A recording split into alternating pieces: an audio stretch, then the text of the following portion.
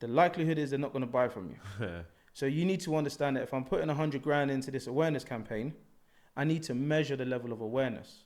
I don't need to be trying to measure sales directly because you're not going to get the results that you think you're getting. Yeah. Hey guys, you're about to listen to a conversation I had with the enterprise software salesman KB, who sells enterprise software in the advertising industry. We chop it up and we discuss all things enterprise sales, advertising, and for anybody who's interested in potentially running ads and the different platforms where you want to run ads, we discuss different strategies and how you can go from an awareness phase to a nurture phase and to a conversion phase. So for anybody who's interested in ads, running ads, and the whole process behind that, please tune in.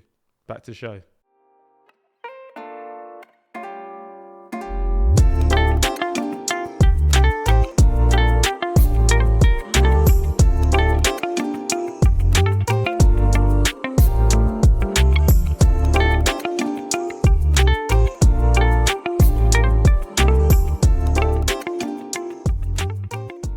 Hi guys, welcome to another episode of What My Best Friend Does, where we talk about what your best friends do so you don't have to. Today, I'm joined by the enterprise software salesman, KB.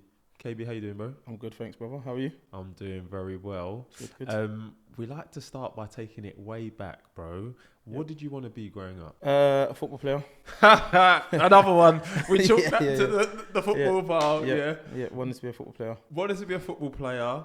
Ended up in software sales in the advertising industry. Can you briefly talk us through your journey to this point? All right. I'll try not to give you too much detail, but I went to uni. What did you study? I studied property management. Oh. Yeah, I didn't know anything about university. I'm Nigerian, so it was just like Tuesday. Read your book, yeah, get degree. Exactly. So Tuesday comes after Monday, so I was just like, okay, well, we just go uni. And I thought, I had interest in property, so I was like, okay, cool. I'm going to go uni and, find out how to buy and sell houses. But when I got there, I realized that actually I had 12 different modules of like science and law and all of this sort of stuff. And I was like... Science modules in property? I'm telling you. I was like calculating how sound would transfer through walls and all that sort of stuff. And I was like, mate, I just want to know, how do I buy a house? How do I flip it? Don't want to know about sound and the built environment and all this sort of stuff. And law and all that. So in short, I just got bored of it. I didn't really focus. Started doing loads of events and stuff, and that was more interesting to me. Okay. So I ended up dropping out. But I also always knew that I had an entrepreneurial spirit. I wanted to, have my own business and all that good stuff. And for some reason, I just knew that I needed to be able to sell. Mm-hmm. I needed to be able to communicate. I thought if I have an idea and I'm going to sell it, a product or a service to people, then it makes sense that I, as the person who's owning a business, knew how to sell. Mm-hmm. And I thought if I wanted to ever get investment, I need to be able to pitch it. So I dropped out of uni. Actually, I lied to my parents and I said, I'm transferring to do my last year in London. And I just came back to London and got a job. Hey! So as you can imagine, that was, that didn't go down well. How long before they found out? I can't really remember. It was a long time. I don't want to give away my age, but it was a long time ago. But yeah, it was a little while. Yeah. Too many days at home, and my dad just clocked it. Hold on a minute, what's going on here? Yeah. So So anyway, I got into my first sales role, which was crazy because I was selling makeup on the street. Yeah, I got into one of these. No, not Avon. It was called Victoria Jackson. So basically, you get into like this little marketing sales company. They get a lot of young people in a room. They teach you like a script, and like there's this thing they used to call an atmosphere. So it was a room, and they like get everyone pumped up. Then they give you a bag full of product, and you go out with someone on the street, and you're literally selling products out of your bag and getting cash in hand. Okay. So as you can imagine, that's crazy. But that's character building. The people who are still on the streets these days doing stuff for charity and that, they're going to be built different in future. Yeah. I was up getting up at 6 a.m, getting to the office at 7:30. Didn't finish till 7:30, getting home at 9. Long hours, walking all day. My goodness. Some days were good. Some days you'd make, £200-300. Some days you make 30 quid. So that was crazy to me because What were the biggest things you learned doing that street selling? Being able to take no. how to take a no, and just having like thick skin. Mm. Because it was, you'd go in, you'd like literally, I'd come into this building here and just run in and out of every room, just been like, I've got this makeup, and, give them the pitch and all that sort of stuff. But what was fascinating to me is that I would do that and people would give me money, like cash. And I was like, what? Yeah. I just like snuck into a building, and I've just been knocking on doors and people are giving me cash. I was like, this is mad. So that was like my first sort of entry into sales. And then after a while, I was like, okay, this isn't really sustainable, because sometimes you'd make money, sometimes you wouldn't, and all that sort of stuff. And I had bills to pay and whatnot. So I was also interested in media generally. So I then ended up starting or getting into a couple of advertising sales roles, which was where it became corporate sales, because I'm selling to businesses, B2B stuff. So that went well, worked at a few good companies. I was really blessed at the beginning of my career because the first two companies I worked for, one was a publishing company and one was a classifieds website. But I had great management, and they taught me everything. I worked very closely with directors and owners of the businesses, like high level people, and they were just giving me all the gems every day, loads of responsibility. I was able to like accelerate and learn and get promotions and that sort of stuff really quickly, and get a lot of experience. So that was in advertising sales, in short. Very basic advertising sales, like a listing on a website or a banner on a website, and that was it. But then the advertising industry, like most other industries, technology started to change the way in which advertising was sold, and the way in which it was served or delivered.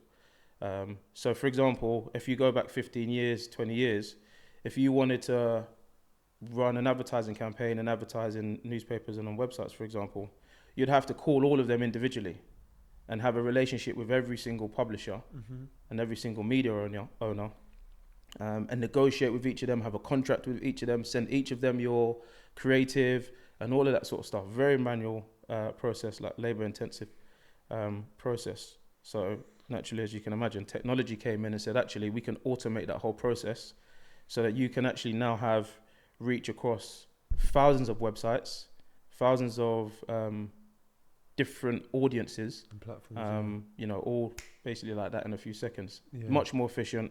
One platform speaks to everyone at the same time. So as an advertiser, it's great for me because I can now choose my audience rather than just advertising in a newspaper that gets seen by like 1.5 million people. I don't know who's going to see it.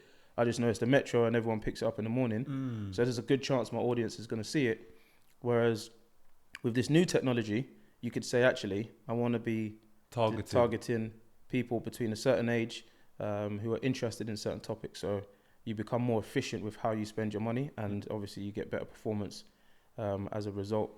So that's what kind of changed the whole industry, and was also kind of like the death of the publishing company I worked with, because everyone started moving their budgets online, and I guess they didn't adapt to that change too well. So I once I'd left the sort of basic advertising sales, I moved into what we call programmatic, and this is the technology piece that I'm speaking about. You've been doing that since? Yeah, pretty much ever since, pretty much. And, it sounds like you've held like a few different roles.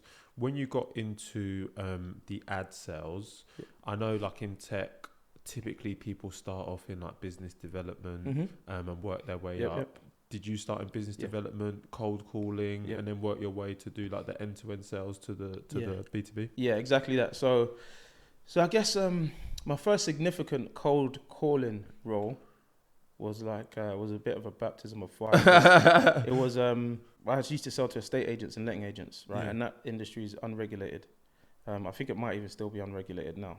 So there's a lot of cowboys in that industry. Yeah. No offense to any estate agents out there, but back then there was a lot of cowboys and a lot of shysters. So it wasn't always a professional conversation. Sometimes it was like very heated, or they just get rude, they just swear at you, cuss you out on the phone and that sort of stuff. So again, that's where, my days of having, being in the rain and having doors slammed in my face and people telling me, get the fuck out of my shop and all that stuff.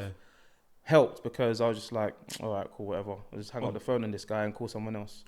So that was like a sort of baptism of fire, and that's how I started. Okay. But in that role, I've managed to, thankfully progress through. And then, this is kind of a podcast that, tries to educate people on, potentially where to get their start, career progression, etc., etc.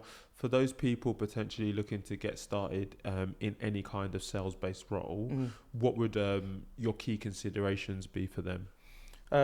Pick a product or industry that you can speak about easily. The main thing about sales is, well, I guess there's two kind of main pieces for me personally. I keep it real simple, right? And it's just understanding your product or your proposition. Yep. Right. So I always tell people, like, can you speak about your house? Like, if you should be able to. If I say to you, where is your toilet, for example, you'll be able to speak about that really, really easily. Yeah. And you should be able to speak about your product and your service as easily as that. And so if it's something that you're interested in, then it's likely to be much easier. Something that you're interested in, something that you understand quite well. So that's a good place to start. If it's really complex and you don't understand it, you're going to struggle to speak to somebody about it, 100%. which means it's going to be 10 times harder to sell them something because they're going to be like, this guy don't know what he's talking about. Yeah. So that's the first thing I'll talk about. And the second thing I would mention is it gives you a really key skill, which is just general communication and comprehension. And I say communication and comprehension because speaking is one thing, but that's only half the job in sales. The other half is understanding what people are saying, right? And being able to use that information to progress the conversation and to push it in the direction that you want it to go in. And I think that is a key skill for everyone, even if you don't want to be in sales forever. Like, for example, with my kids, I don't know if I will actually do this when they get older, but I would suggest that they have a sales role for a couple of years because they will learn that thick skin. They will learn how to create a story around a product, how to communicate that story to people, how to listen well, retain information, and then use that information to your benefit. And that skill in itself, I think, is really important in any walk of life. I always think about, imagine how many times you've watched Dragon Den and someone has an amazing idea, but they go in and they absolutely tank the pitch. Half the time that is because they can't communicate the story. Whereas had they had some sales experience and been used to doing that for a few years, they'd have a better chance 100%. Of telling the story and making it compelling and getting people on board. 100%. And I think you've mentioned sales experience. I think some of it is just like general experience. And the reason I say that, I remember a few years ago when I worked at a previous employer, they sent me on presentation training, just to learn how to be a better presenter. And half the battle was just understanding that you were good anyway, and that a lot of what people perceive as, I'm not that good, this, that, and the other, it's just in our head. Like, we are our biggest critic. And something that they taught me that will always stick with me is like the arc of distortion. And basically what that is this is how we view ourselves. This is how we think other people view us, and we bridge that gap through training and really understanding things and reps. And when you like get the understanding of like the psychology behind things, it just allows you also to be better in what you do. Yeah, absolutely. I think there's another point that I've kind of picked up recently as well, because I also have learned how to trade the stock market, trade options. And one of the things they always tell you is that you are never going to win every trade. So if you think you're going to win every trade, then you're completely deluded. You are going to lose trades. Everybody in the game loses trades. And it's kind of a bit similar in sales. You're not going to sell to everyone. And actually, you don't even want to sell to everyone. Because if you're really going to do a good job and you're really going to excel, you have a product for specific people and you find those specific people. You don't want to sell it to everyone. That's unrealistic. It's not going to happen. So you also have to understand that, in addition to what you've said, you also understand that this product isn't for everybody. My job is to find the people who it is for. So if it isn't for you, that's fine. I'm not going to take it personally. Doesn't mean I'm a bad person or I'm rubbish at sales or my product's rubbish. It just wasn't right for that person. So on to the next one. 100%. And you mentioned that in some of your earlier roles, you were able to work quite closely with like senior people, and that helped to advance your development. To anybody who's listening to this and they're thinking about ways to acquire like more skills as a salesperson, what would your advice be to them to acquire those skills? It's a tough question, I know, by the way. You know why it's tough for me? Because I've never been somebody who's been big on like training, like sales training. I used to fall asleep in sales training sessions. Yeah. Like they'd say, read these books. I never read the books. So I'm not really best placed. Where do you think you learned? Do you think it's something that's always been within you then? I learned because I was interested in the product. Okay. So it became easy to learn and absorb information. Yeah. But I think, again, I would say I'm quite privileged because of the access I had to senior management, and they would just be like, all right, you're going to present to the business on Friday. And I'm like, what? The whole business? Yeah. Write this up, get a report of your activity over the last quarter, and you're going to present to the business. So again, bit of a baptism of fire. I didn't really there was no training or anything like that for me. I just had to do it. Yeah, just do it and figure out. So yeah, it's not a great answer. But I don't really know. I think what I will say is what most people do is they do training courses. They'll do courses on sales process. They'll do courses on public speaking, the psychology of sales and that sort of stuff, which I think is normal for most people. There's certain modules and topics that you will have to learn. And don't get me wrong, I obviously I've worked at sales company, or sales department. So I've sat in on training sessions, but it's never struck me as something that was a game changer for me. Yeah, and that's fine. And I think, having this conversation, I think it's okay that it wasn't a game changer. And I think what people can take from it is, if people are like, oh, I'm going to all these trainings and I'm not developing in a way, you've also given the advice, really love the product, really understand the product and be able to talk about it as if you were selling your own home. Yeah. So it's just always good to have that perspective, because I know that there's going to be people who that resonates with. Yeah. Okay, maybe I don't learn in this way, but I can learn the product and I can advance in that way. So, bro, it's a good answer. It's a good answer. You're giving the perspective. You've got to be a good person as well. That's the other thing. Yeah. I don't know if you can. When you say good person, what do you mean? They always say that, often people say that people buy from people. They'll buy from you because they like you, which I think in some areas is right, but also it has to make sense, right? People, especially if it's like enterprise SaaS sales where a product might be like £1 million a year over 3 years. Yeah. I'm not going to buy that off you just because we had a good chat. Yeah, just because we had a good chat. There needs to be a bit more than that. But it definitely does help. Being likable, being approachable, that sort of stuff. Just not being an arse, not being like that typical sales. I think salespeople get a bad rep because people have watched like TV movies and they see like, some dodgy used car. Leonardo DiCaprio in The Wolf of Wall Street. Yeah, that sort of stuff. So they think that salespeople, that's what they like. Yeah. He's going to try and sell me a coupe when I'm a family man and I've got like 5 kids. Yeah. Things like that.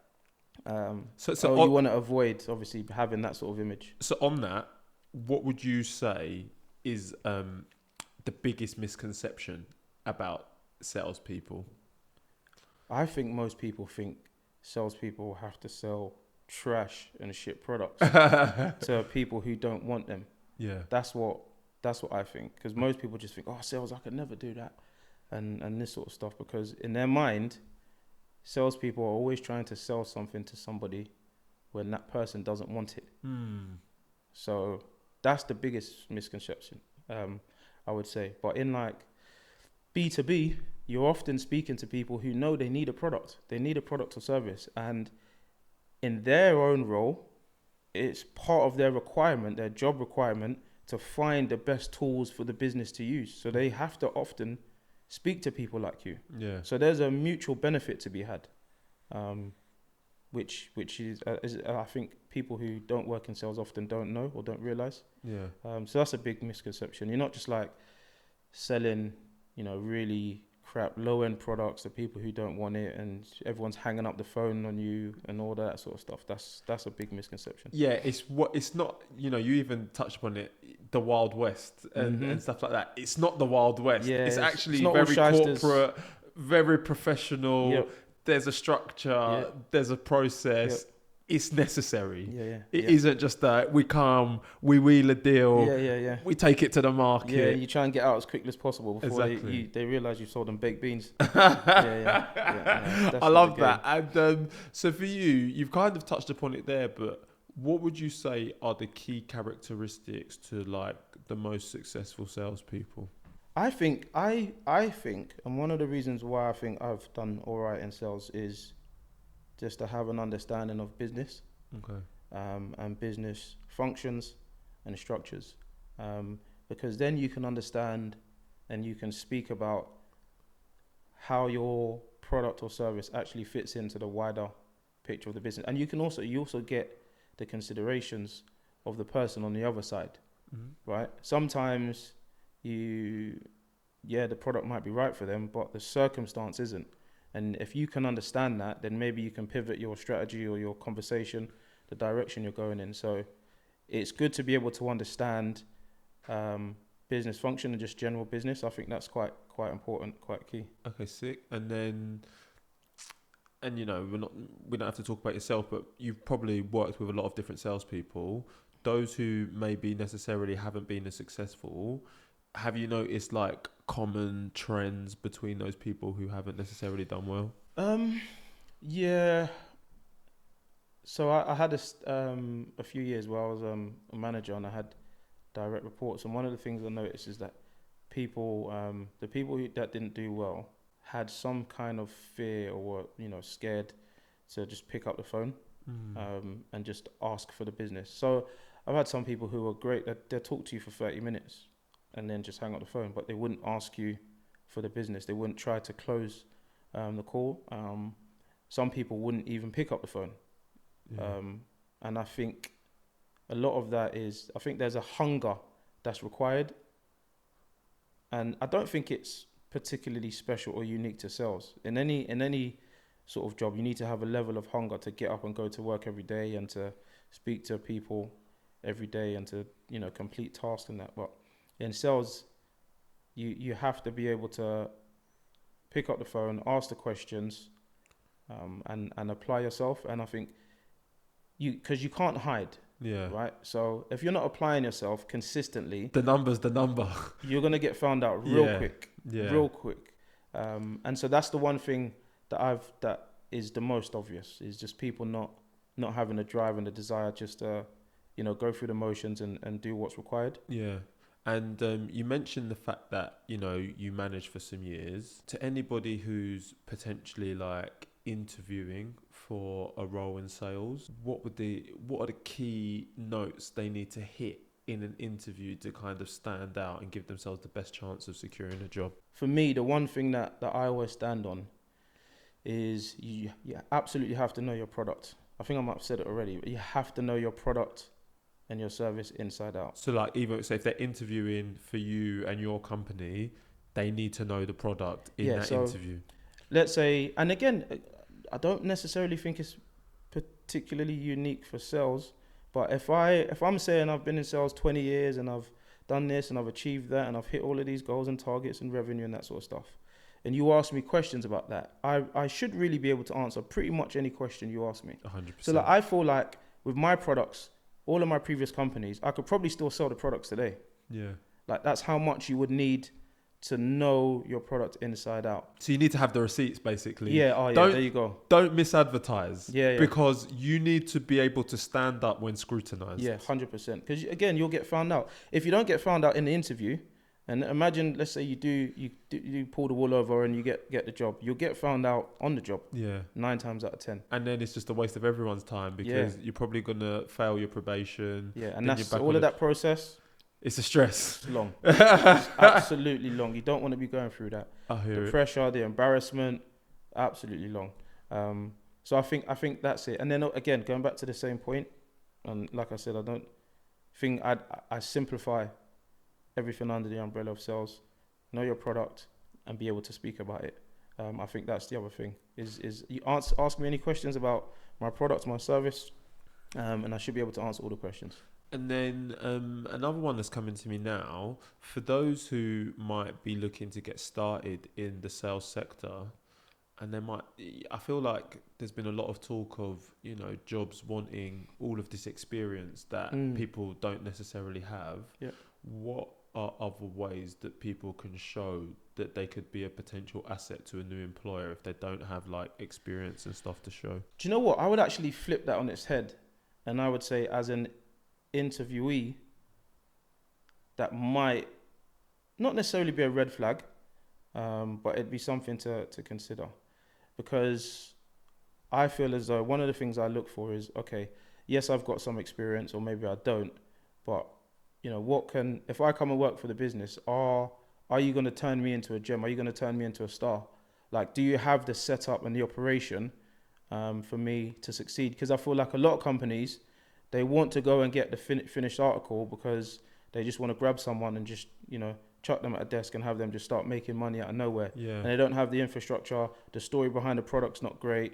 The messaging and all of that stuff's not great. So it feels easier just to go and get someone who is the finished article and to put them in position, which sometimes might be the right approach, absolutely. But if you're, maybe if you're not super experienced or you're just getting into it for the first time, you really need to be thinking about, what can the company do for me? Because the other thing about sales is, to some extent, you're only as good as like your targets or your manager or the product or the message.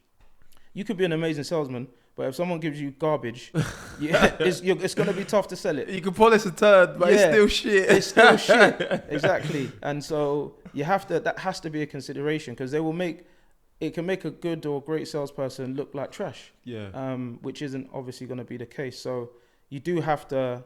It's a two-way thing. Yeah. And I would say that people should definitely look out for that. And I think so I think the takeaway I have there is, like, obviously everybody wants to be employed, but you need to do your research behind the company that you're going to work for. 100%. Don't just bag a job to bag a job, because it might not work out well in the long run. Yeah. Short term, it might be good. Like I said, one of the first things I said is I was blessed at the beginning of my career because I worked with great people who are way senior than me, and they gave me far more than I could ever expect at that level. And that set me up to do well moving forward. And I still will never forget those people and those managers. And ever since then, they've been a benchmark. So every time I've gone to another company, I've been like, these guys aren't levels. Yeah. These guys aren't levels compared to what I've experienced. And I think that sets you up really well, gives you a good solid foundation, gives you good principles, and you carry those things through with you, in I guess all your other jobs or careers or companies, businesses you want to start. One more question I have in this section, and then we'll kind of move into the advertising industry, more generally. You said you're doing enterprise sales at the moment. You've held management jobs. I always like to ask guests who have done that, like, what do you see the main differences in being an individual contributor versus being a manager? And, like, do you prefer being an individual contributor? I do. I prefer being an individual contributor. When I was a manager, one of the things I used to struggle with is I didn't understand why people would come to work and not grind and hustle. I was like, why are you here? They weren't built like you, basically. Yeah, and it was so baffling to me. Yeah. And not because I expect everyone to be like me, but you got a sales job. It's not your first sales job. You have targets. You know the game. Why are you just here chilling? It done my head in. Yeah. And so that put me off, because I was like, at that stage now, my achievement, my earnings are tied to you, and you're coming in and chilling and doing nothing all day. And then I've got my director getting on to me saying, yo, why is he not doing anything? Why is she not doing anything? What's going on? Yeah. Like, I've literally had a director come to me and say, look, if you don't get that guy performing, you're gone. It's you or him. Yeah. So I was like, okay. I said, listen, brother, it's time to start, pulling your weight. Otherwise, we're going to be out the door. We'll both be interviewing together. So I didn't like that. Yeah. Because I prefer to be able to, if what needs to be done, I know I can go and handle it. I don't need to try to motivate somebody else Yeah. to get them to do it and all that sort of stuff. And then when you're thinking it's 8 people in a team, Yeah. all of a sudden it's mad complex, and then you got to be a bit considerate of how they feel and what they're going through. Like, it's a whole different ball game when you're a management. I think, and yeah, bro, like I asked that because everybody's view on management is so different, and I think everybody looks at management as this like, oh, that's the logical next step. Gas. But we need to demystify it. Exactly. Like, sometimes you are just better being an individual contributor, 100%. working for yourself, being blessed with it. You don't necessarily have to get into management because it isn't for everyone. You definitely don't. It's not for everyone. And I think you also need to be, it's not a given that it's the next stage. As you said, you do need to think about if and when it is right for you. At some companies, it might be. At other companies, it might not be. So I think people need to take take that into consideration. But also, not to say it's only a job, but a job isn't your whole entire life. Ideally, there's a lot of talk these days about work-life balance or life-work balance, as some people say. So you wanna consider that, because you become a manager, requirements change, pressures change. Your target's gone from 100 grand a year to 2.5 million a year. All of a sudden, it's a much bigger number. You got to answer bigger questions, solve bigger problems. You got to speak to bigger clients. You make a mistake, it's exacerbated. Yeah, everything is 10x all of a sudden. So maybe that's not, that's not for me, man. Maybe I'll just chill and, do my own thing and focus on that. So you have to understand whether it's really for you or not. And again, there's absolutely nothing wrong. Yeah. If it's not for you at all, or if it's not for you today, and maybe you want to do it in 5 years, because that's when it's more suitable for you personally. 100%. And, going back to kind of advertising in general, we've obviously spoken off camera. You've touched upon the fact that it's transformed over the last 15 years. It actually transforms like every Monday, to be Oh, is honest. it? Yeah, give me an overview of advertising, because when I think advertising, I'm seeing TikTok ads, I'm seeing Instagram ads, I'm being told about Facebook ads. I'm thinking about this podcast. Yeah. Help me live on camera. Yep. What do I need to do with ads to succeed, my bro? So if you think about the nature of advertising and what it's designed to do, you take a message in a product and you put it out to people and they buy it. Okay. Right? And that's it in its most raw, simplest form. It can get extremely complex thereafter, but that's it in the foundational formal principles of it. The value starts to come in how much you can identify and match a product to a person or group of people, right? So if you have a podcast, for example, the number one thing for you to do, aside from actually amassing listeners and views and stuff like that and building your audience, is to know who exactly is your audience, right? Who are the people? Everyone. Who are the people that listen to my podcast? How old are they? How much money have they got? What topics are they interested in? Where do they go on holiday? How much do they spend when they go on holiday? What trainers do they like? If you can start to understand all of that about a person, then you can then identify people that will be interested in that. So, for example, in this podcast, you talk to people about careers, jobs, employment, businesses, and that sort of stuff. So as soon as I say that, you're immediately thinking about different types of companies that you can go and speak to and say, here, I have an audience of young people who are senior level in their career, or they're business owners, and then you can start to identify companies who would be interested in speaking to those. So if your audience was entrepreneurs, then you could speak to Tide, for example, who offer a business bank. Yeah. Right? And you can open a business bank, and they do certain offers, get 100 quid if you open a bank and stuff like that. So I think the number one thing is to be able to identify your audience, right? Okay. And to be able, because otherwise you don't know where your value is. Yeah. So you have to be able to define your value so that you can take it and speak to the right people. 100%. You don't want to be trying to sell an iPhone to me, because I'm Team Android. Oh my Yeah. goodness! Oh Maybe my I shouldn't have said that on goodness! camera, but you'd just be wasting your time. Is that the time? you know? You about to stop this interview? No, Yeah. joking. So yeah, you'd be wasting your time like trying to sell me, I don't know, AirPods or AirPods, whatever they're called. What you use? What do you use? Beats or something? No, I use a Samsung version. I have a Samsung, but if you have the Apple version, I don't know what it's called. It's called AirPods. But, You just said it, bro, because you know. I guess. Apple So. for the win. No, I'm joking. I hear it. But yeah, so it would be helpful for you to know who's a Samsung user, Android user, and who's a iOS user, right? Because then you can say, I'm not going to sell him this because it doesn't make sense. So that's the simple part of it. So I think that's the most valuable piece. With like the change in like laws and stuff with like cookie settings and tracking people, how has that like impacted your role, the advertising industry, and like the value that can be provided? Following on from that piece I just mentioned, and as I said, it gets quite complex in terms of identifying people. Like you can get really granular. Yeah. People don't realize how much information about yourself you put out there when you pick up your phone and you're scrolling Insta or scrolling the web. It's mad. Every time you do it, there's thousands, if not millions, of data points that's being collected, right? And you might just be scrolling Insta, but or scrolling the web, or shopping on ASOS or whatever. But every time you do that, like if you're on ASOS, it's fashion, it's retail, first of all, or fast fashion if you want to, get even a bit more technical. And then you're looking at certain products, a certain style of products. It might be stuff that you wear at home, it might be stuff you wear on holiday. So if you're looking at holiday wear, then I don't know, Skyscanner, Booking.com might be interested because they say this guy's in the market for holiday products. He's probably going to go on holiday soon.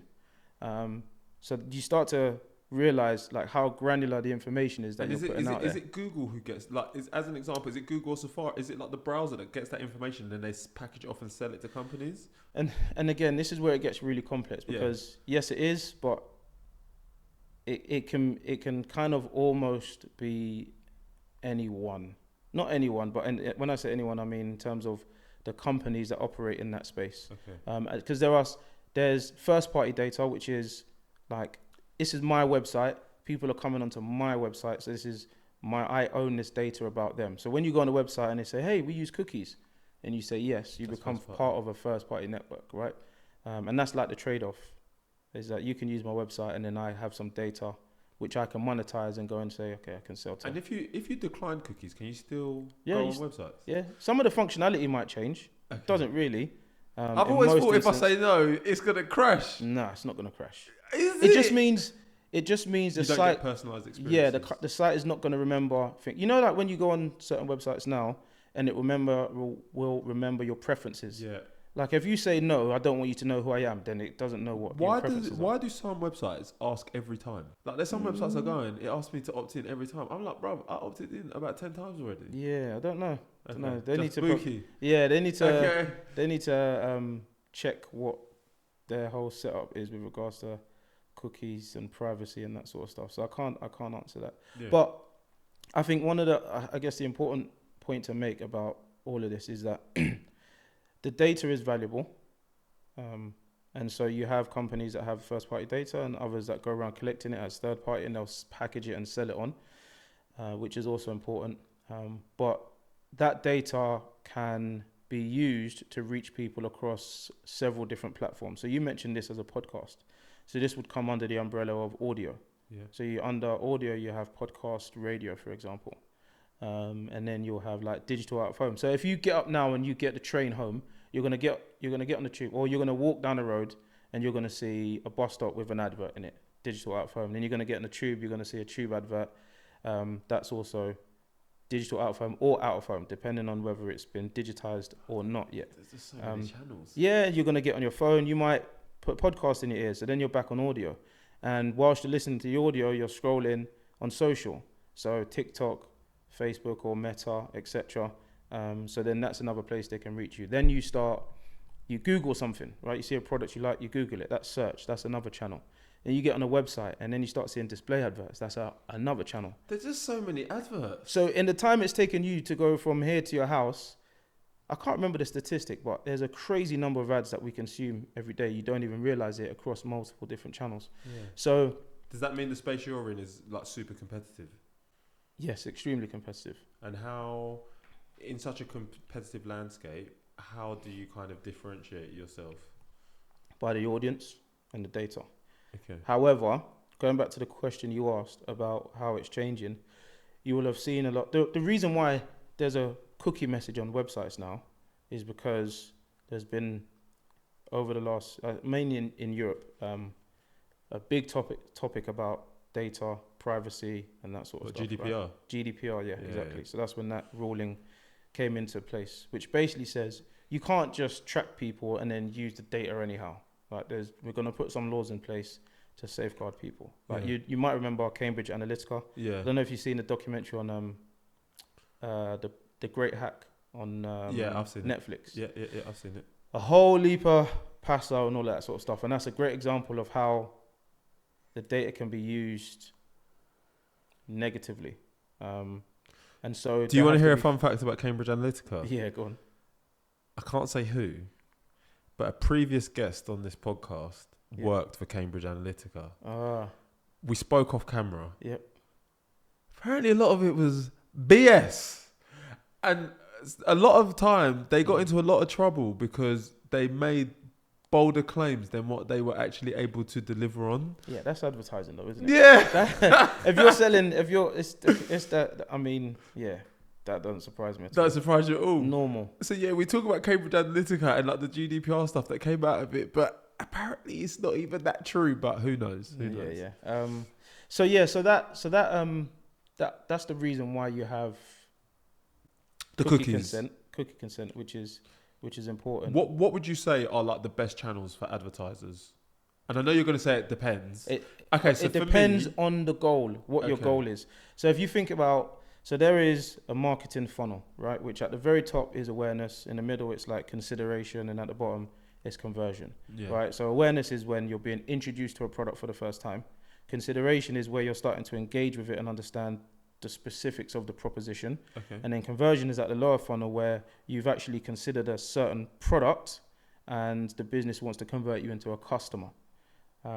So the channels are massively dependent on what your goal is. So for example, if you wanted to advertise this podcast, what do you think would be like? I do. What do you think would be the best way to get it out there? Like in the biggest way possible to run an awareness to make everybody know that it exists and to listen to it? I don't know, like an advert with a really well-known person, or like a viral clip, viral clip, or like in Waterloo Station, that massive screen that they got in Waterloo Station. This guy thinks I got endless money. What do you mean Waterloo Station? You might. Well, funny enough, it's not as expensive as it used to be because of the new technology and the way it's accessed and delivered. But that's a whole nother talking point. But the reason why I say that is to make the point that there's certain channels, as I mentioned before, that are geared towards certain marketing goals. So if you want to make a statement and awareness, you need reach and scale. Yeah. You don't want to have a new product and tell 5 people about it. Of course. Unless it's extremely niche and there's only 5 people in the world that you can sell it to. But generally, you a podcast, you want as many listeners as possible, so you need to go big. Yeah. So things like digital out of home, billboards and stuff like that, running video campaigns on YouTube, that's like typically all awareness. But if let's say you have a website and your business has been running for a while and you're already getting traffic to site, you might want to focus on converting that traffic. So you've run your awareness, now you're getting loads of traffic. Yeah. What do you do with it now? Because you need to turn it into business, right? You just don't want people just browsing and pre-ing your website, having a good time and then leaving. Yeah. You want to turn them into business. So then there are more lower funnel channels that you can use to deliver that. So display advertising, native, these are channels that are more lower down the funnel, more personalized in terms of the experience and geared towards. When you say native, what do you mean by that? So native is like, it's made to look like it's naturally part of the page. Okay. Right? So there's some display advertising, you go on the website and you can see a big banner. Sometimes you're reading an article and you're scrolling and you'll see an ad and it just looks like it's part of the page. Yeah. So that's native. And the idea is it's supposed to be less intrusive. So it's a bit like in films, they'll use an Apple laptop. Yeah, that's product native. placement. Do you know what I mean? Yeah, product placement. Yeah, okay. Because it looks like it's naturally part of the environment Yeah. that it's in. So that's another sort of style or I got to ask a question. So, we've spoken about this podcast, we've spoken about advertising. For me personally, when I think about this podcast, I'm like, oh, we'll only get like a couple hundred listens per episode. yeah. What's advertising going to do at this scale? My question is there like a place for advertising at every level? Yeah, yeah. So program again, and this is one of the benefits of like technology becoming, I guess, a major part of advertising in terms of the foundation, because programmatic gave people scale and it gave people access, and because the vast majority of it is automated and is run by machines, machine learning, deep learning, AI, etc., they can actually bring the price point down. Yeah. So if you were going to advertise to 1 million people maybe 20 years ago, that might have cost you a hell of a lot of money. But today, it might cost you $5,000. $1 million? It might cost you $5,000. I'm about to go to the bank and get a loan. It depends on how you define the audience. Okay. So you, for example, you said just now, if let's say your podcast is getting 100 views an episode, Yeah. that could still be extremely valuable. If it's niche, right, and you can really define the audience and say, listen, I know that I get 100 listeners, and 100 of these listeners are all business owners, and they're looking to, or they've recently launched a business, or they're looking to launch a business within the next 6 months. That's extremely valuable. Yeah. Because again, if you are a company that offers any related services to businesses, I can say I've got 100 people that's in the game right now. That's valuable to them because they know this is 100 people that I need to speak to. Okay. So what you can then do is you can say, well, I charge 10 grand for that access. Yeah. And that might be reasonable because their potential upside could be a million. Yeah. So the value is tied to the audience. Yeah. And some people's audiences are just huge. And it's like, if you have a product or service that is quite vast, I don't know, let's say you did like fast food. And so your total addressable audience, your market, the amount of people that you can sell to, you can sell that to anyone. It's food, right? Yeah, there might be nuances in terms of, is it healthy? Is it fast food? Is it vegetarian, vegan, etc.? But your audience is going to be huge because everybody eats. Whereas again, if it's more niche, then it's a lot more of a narrow market. So it's not necessarily having a huge budget or having a huge audience. It is more on you have to really the understand quality the of the specifics. audience. Yeah, and the quality. Bro, that makes so much sense. My follow up to that, because I'm like, all right, so I see my analytics, I see my audience kind of. Is there like specific software that gets me that advanced information? So you've just mentioned the fact that, I have, let's see, in my like YouTube analytics, I see 100 people. It gives me the age, it gives me the country. I feel like there's a level after that I need, but I don't necessarily have it. So is there like specific softwares and that will help to provide that context? Yeah. So if you imagine the process of like buying and selling ads, right? On the one side, you have the supply, which is the people who have the platform and the audience. Then in the middle, you have like the exchange or the marketplace. And then on the other hand, you have the buyer. So there's demand and supply on either side, and the transaction happens in the middle.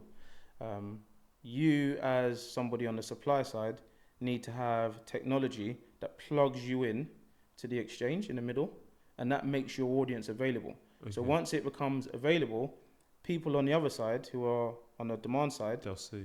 Yeah, they can plug in their parameters, and what happens in the middle is like a matching process that says, this is the profile of people that you want. And in our exchange, bearing in mind the exchange is plugged into like loads of supply, loads of podcasts, loads of online magazines, loads of websites, blogs. So there's a huge amount of audience that's all plugged into here. And all of these guys over the supply side are trying to make money off of it. Yeah. So what's happening here is a matching process where we're saying requirement, opportunity, match them together. Okay. And so what you would need is you need some technology that's going to plug you into that exchange. So depending on the platform where your podcast is hosted, I don't know how it works because I've always worked on the demand side. I've never worked on supply side.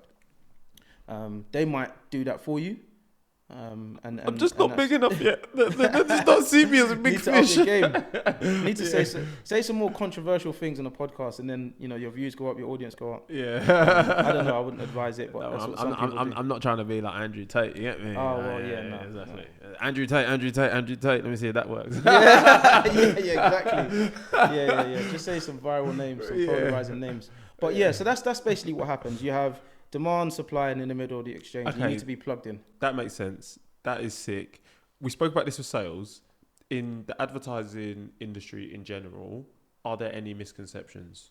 In advertising in general, Like we've spoken about that, people think that you might need to spend a lot of money to run ads. Yeah, you don't always need to spend huge amounts of money. You do need to really understand your goals and what you want to achieve.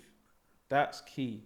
And then you'll know how much money you need to spend. I know that I've had like creatives and stuff on before, and they've mentioned the fact that when they're trying to do ads and stuff for clients, briefs aren't always clear. Nope. So understanding goals and objectives, I think, is something that isn't necessarily clear to businesses. They just go throw money at something and expect something out of nowhere. So one of the biggest challenges, not biggest, but a common sort of conversation we'd have in my roles in the past is a company will come and they'd say, we want to run a branding campaign. So I immediately know that it's going to cost more money because you need to scale. So it means you need to reach more people. So you got to pay more money. And I also know, I start thinking about the KPIs and the metrics, right? And the main KPIs and metrics of branding is reach. Yeah. Identify the audience and identify where the reach is, how you get to that audience in large numbers. But then what you also need to be considerate of is the nature of that environment means you're speaking to people about something for the first time. The likelihood is they're not going to buy from you. So you need to understand that if I'm putting 100 grand into this awareness campaign, I need to measure the level of awareness. I don't need to be trying to measure sales directly because you're not going to get the results that you think you're getting. Yeah. And often you have people that will say, right, I want to run an awareness campaign. I've got a new product, and they're expecting sales from it. But actually you have to work the full marketing funnel. So you have to do your awareness work. If people don't know about the product, they're never going to buy it. And then you have to do your consideration. So you have to engage with people, and then you have to work on the conversions. You might get lucky and some people will see something and go, yeah, I'll buy that today. Doesn't happen often. And so depending on the product, sales cycle might be really long. So all of these things you have to take into consideration. But that's like what a digital marketing agency will do. They'll consult with you. They'll say, right, product, service, what do you want to achieve? Here's the strategy that we propose, and these are the considerations at each stage of the strategy and what you need to understand, and this is what you can expect. Okay. So that's really, really important. Is having your expectations managed. And you kind of touched upon it there. What would you say the most stressful part of like being in sales or in the advertising industry is? What's the most stressful part? Admin. Admin's an absolute ball ache. Admin is stressful as hell. Keeping the pipeline up to date. Pipeline management, Salesforce, forecasting, all of that sort of stuff. That is probably the most stressful part. Because if you think about it, all parts of business are key, but like especially if you imagine you work in a publicly traded company, they have to report to the stock market and shareholders on how well they're performing. Yeah. And they also have to give like outlooks and projections as how they're going to do over the next quarter. And the only way they can do that is if you accurately provide that information. Yeah. So you'll have like seniors and whatnot getting on to you, asking you for an accurate pipeline and stuff like that. So you have to be able to keep that up to date. But for your own benefit, it's also important as well, because how do you know if you're on target to hit target? Like if you're on track or not. But it's boring. It's boring. No one really likes doing it. It's been a problem in pretty much every company that I've worked in, because salespeople just hate it. So yeah, that's something to think about. And on the reverse, you've been in enterprise, software sales for a long time. What would you say the most rewarding part of being in enterprise sales is? I want to say something really simple and basic. Probably. I think just getting deals over the line. just having them close. I think the best part is I've kind of broken down into two parts. One is that you've been able to, you go on this journey where you identify a prospect, you create a story, you personalize your outreach, you personalize the approach, you customize it so that it's specific to them and what they require. You speak to them, you do like a need find, you ask them questions, you investigate, and then you apply your reasoning and why you think your product or what version of your product is going to be suitable for them. They buy into it, they accept, you do a deal. That's great as like a stage one, and that's ultimately the goal generally of sales. But the second part is what happens thereafter, how effective that product can be. Because if you've done a really good job, then in theory, it should start to deliver really good results for the client. And that's when I feel like you get real benefits. One of the things I learned early doors is not to gas and just to oversell or to make false promises. Because what will happen eventually is shit's going to hit the fan and the client's going to be like, this don't work for me. And they're going to cancel whatever agreement they have, or you just get a bad reputation. It's very short term.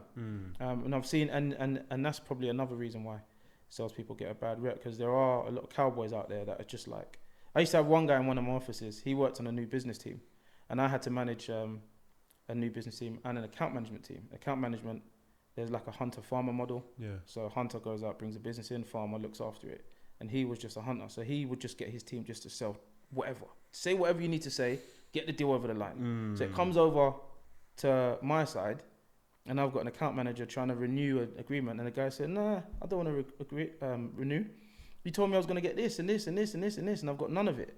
So now he's lost a deal, or she's lost a deal, and she can't renew the account, so she can't hit target, and all that sort of stuff. So I learned the benefit of like just being genuine, selling to people things that they know and agree they want and need, and that will actually work for them. Then you get what I call sustainable business, and you can actually retain the business long term. I remember I got to a stage with one client in my early days, and we had so much trust because I'd given him things that he needed and that worked for him, that if I was short on my target, if I had like a 10 grand target and I was at 9 grand, I'd call him up and he'd be like, how much do you need? Do you need $1,000? All right, I'll buy $1,000 from you, because the relationship was at that level. But that only works when you do genuinely good business with people. So I think that for me is probably the most fulfilling part, other than, I mean, I would say the money. I would say that, but the way we get taxed over here is crazy. So that's actually even more painful, probably, to be honest. And do you know what? It's so funny you talk about sustainability, because something I've learned from the various businesses I've worked at, when you look at like businesses that IPO or go on to get sold, they look at the revenue, the annual recurring revenue that is being generated by business, and what you find is that it's like 80% of the annual revenue is actually from existing customers and retentions, and only 20% comes from new business year on year. So that sustainability piece that you've just spoken about is so critical, and I don't think that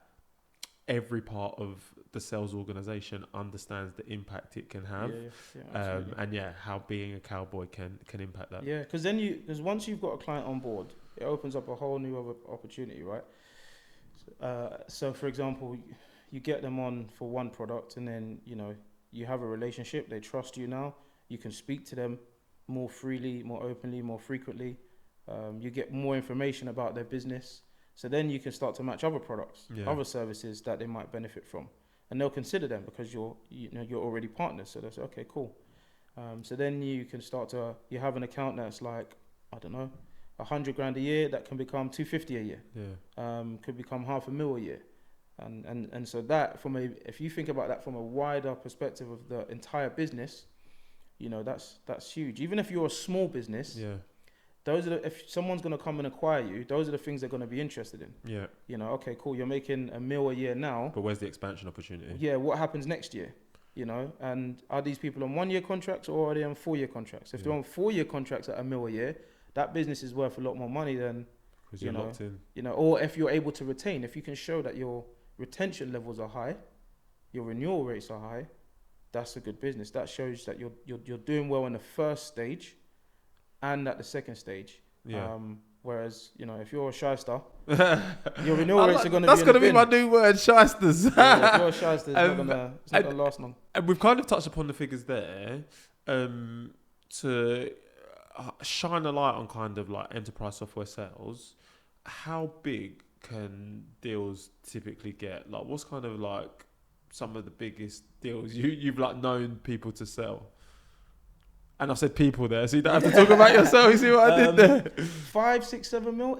My goodness, and that's in software. Yeah. Software is expensive because software you'll pay a license fee, and software agreements might be like 4 years, right? And so if it's £1 million product over 4 years, it's a 4 mil contract, right? So it's going to be a huge number. It ultimately, again, a bit of a cop out, but it does depend on the product. And in that example that you've given, 4 million. As a salesperson, what's the typical commission that could be expected on a £4 million deal, or like a 1 million in the first year? There's different types of commission structures. So on a 4 mil, you would love to have like a little percentage, like a little 5%. Yeah. I mean, but no company is really going to give you that. What they'll often do is your structure will be based. Let's say you have £100,000 is your basic salary, and your OTE on target earnings is another 100 grand, right? Let's just say you're going to do double just for easy numbers, yeah? So you could make, if you hit your target for the year, you'll take home 200 grand, for example. Is that given to you in like end of the year, you hit your target and there's another 100 grand? Some quarterly, it depends on the structure.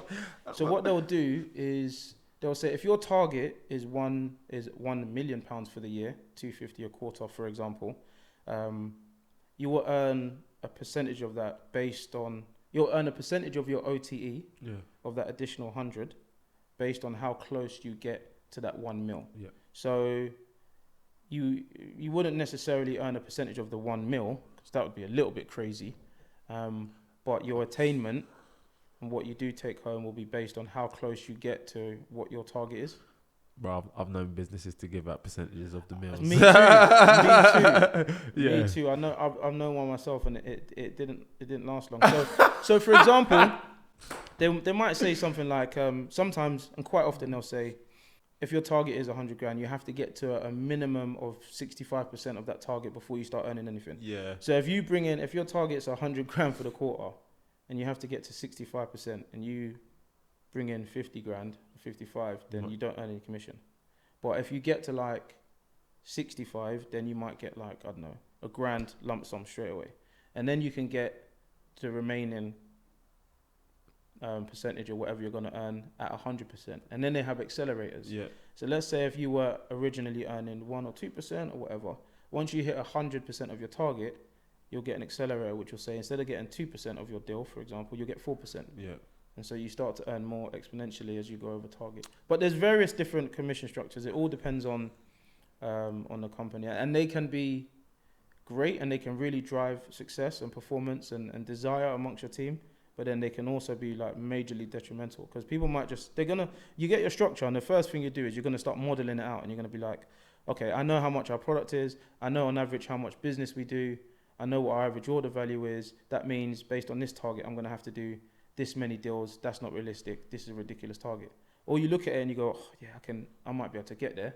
I just need to grind and hustle a little bit, and then they're motivated to achieve. So it depends on what you do with the targets. As a salesperson, you got to run the numbers and make sure that the targets set for you are realistic and achievable. Yeah, 100%. That's why I said one of the things I said earlier was that sometimes in sales you can, like your success, your ability is limited to the company and the management you have and how good or accurate the targets are. And we spoke about forecasting and stuff like that as well. So yeah, that's definitely a key consideration. I hear that. KB, bro, this has been sick. One thing I love to ask all my guests, like, sales can be very difficult. It can be tough. There's a lot of things you're managing at a time. Yep. Do you have any productivity hacks? Yeah, it's again, very simple person. I think I just write things down, old school. pen and paper. One I've started doing recently, I actually listened to another episode of yours and someone else mentioned it. I can't remember. I think he said it's called the Pomodoro. Yeah. And it's a 25-minute, 5-minute break with a timer. So I've started to do that a lot more because I can get easily. Shout out, John. I can get easily distracted. So I need to create a structure. And also another one I've picked up recently is if I can do something within 5 minutes, that I'll do it immediately, right there and then. Because if I don't, it will go on a list, and the list will end up under like my teacup. Yeah. And then that'll be it. And like 2 days later, I'll be like, damn, I ain't done that thing. Or I might not even be able to remember what it was because it might not be like a significantly huge task to complete. But if it's something that can be done in like 2, 3, 4 minutes, just do it right there and then get it out of the way. And then you never have to worry about it. Yeah, and then it's done. Because I know myself. Otherwise, that's it, gone. That's sick. Do you think that you've got a good work-life balance? Yeah. Yes. Yeah? Do I? If you got to think about it, it's probably pretty good. Yeah, for sure. Do you know what it is? Sometimes, more often than not, I like to think about my answers before I just give them. And I do think I do have a good work-life balance. Especially since, as mad as it might sound, since COVID, like the work from home change and trend has been a huge benefit. That's definitely a game changer, and really adds to work-life management, work-life balance. And I think also, again, going back to having good management, and maybe this is something that comes with enterprise sales, is you're not micromanaged. There are some parts of the job that have to be done at certain times. If a client wants a meeting at 3 p.m., you have to talk to them at 3 p.m. And if they say, we need like an RFP by Friday, you have to deliver on by Friday. If you work Wednesday afternoon or Wednesday night, doesn't necessarily make a difference as long as you get it done and you can deliver it to the client by Friday. Unless there's colleagues you need to speak to and work with, then obviously you're probably going to have to do it during working hours. But if it's something that you have to do or you can do by yourself, then you just get the work done. And God willing, you work for a good company with good management who are wise and quite sort of forward thinking, then you can have that flexibility for all of the bits that are flexible and negotiable. So I would say yes, because my last 2 roles and my current role are fully remote. In fact, I can actually work. I think I can work from anywhere in the world. I need to double check that. To see if that's actually allowed or not. But that's like a new thing. So like a positive from COVID is like people's perceptions to having to go into the office every day. Yeah, I mean, it's not every company, but like you said, if you can find the right company who treats you as an adult and lets you work your own hours, it allows for that work-life flexibility. Yeah. So it's definitely a lot better, especially if you're like a family man, married, kids and stuff like that, school run, nursery. Yeah. Like I don't even know how I would do it if I had to go into the office. Also, even like another huge benefit is I was able to move out of London, right? Because my roles are pretty much always going to be remote. Like I don't have to live in dusty London anymore, fighting with everyone to get on the tube, getting elbowed, stepping on people's trainers and stuff like that. So that also is a huge benefit, which feeds into work-life balance as well. 100%. And for anybody who is considering getting into enterprise software sales, what would your advice be to them? My advice to them right now would be around what is called intelligent prospecting. I think that's what's the game changer at enterprise level. Because at enterprise level, as I said, you might be selling something that's 100 grand, 200 grand, a mil, 2 mil. So these are big decisions, right? So you're going to be speaking to people who are very senior, very high level, lots of experience. They've got a lot of considerations. It's not going to be like a one size fits all type of situation, or like, throw shit at the wall and see what sticks. And so the reason why I say the intelligent prospecting piece is important is because it basically enables you to, or means that you will gather as much useful information about a business and a prospect as possible, and that will inform your approach and your strategy, right? And that can either get you off to a really good start, or you might just be a non-starter. So I think that's really, really important. Understanding how to investigate a business, what are the key points that they're considering right now, and how you formulate that or put that together to create your approach or your strategy. That's really important at enterprise level, because these are busy people. They're on big salaries. They've got big considerations. They're looking after big parts of a business. You need to be able to speak to them quite succinctly and accurately, and be informative about your products, their requirements, and how you match the two. So I think that's really, really important in enterprise sales. Sick.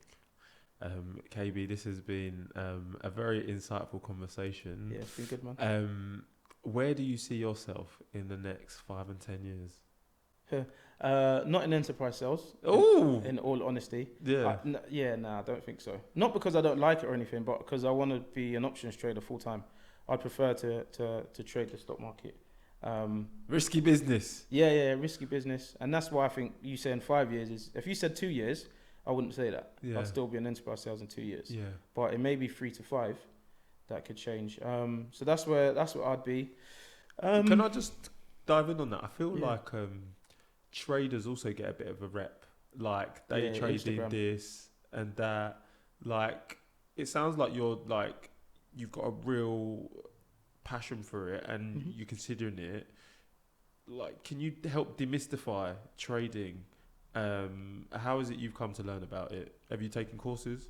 Yeah, so I've taken the YouTube University course, and I've also paid for a couple of bits and pieces here and there as well. But I think you get on Instagram and everyone's like, look what I did in a day, and I woke up and I had a little stretch and I made $8,000 and I went back to bed. That, in all honesty, is absolutely possible. Okay. However, it's like watching a clip of Lionel Messi's top 100 goals. Yeah, that's possible, but he's Messi. Like, no one gets to that level. Yeah. Do you know what I mean? So I think it's important to understand. The misconception is that it's easy. You could just learn how to trade, and then you become rich. It's not that. Like, the upside is potentially huge, absolutely huge. However, the amount of people that make it there, the success rate, isn't great. Yeah.